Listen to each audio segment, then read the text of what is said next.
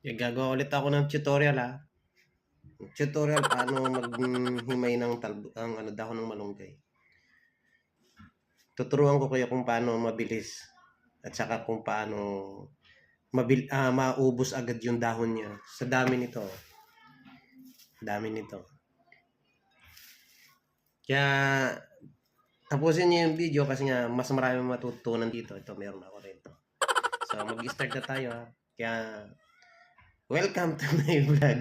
Gagawa tayo ng tutorial para dito sa pagtanggal ng dahon ng malunggay.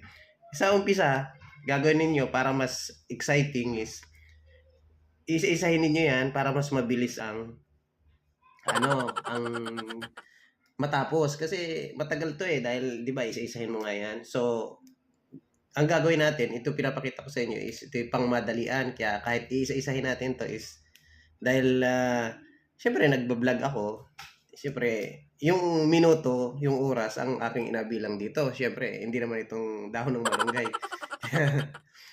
Medyo panoorin nyo na lang kasi tutorial nga to, di ba?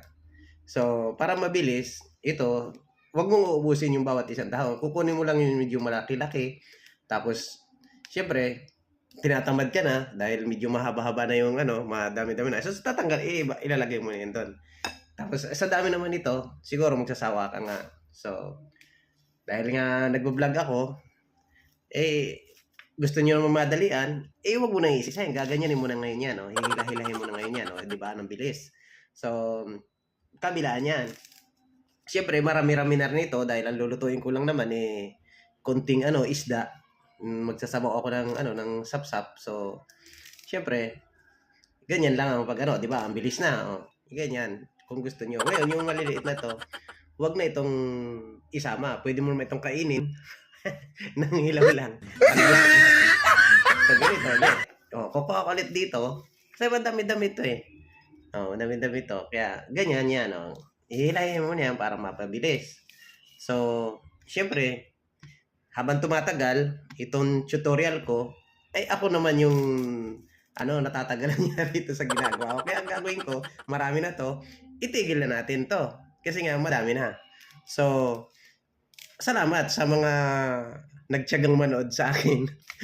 Yung mga pinagtanggalan ko, ang dami pa rin. Pwede ko pa ulit ibenta to. So, ito yung hindi ko pa natanggal.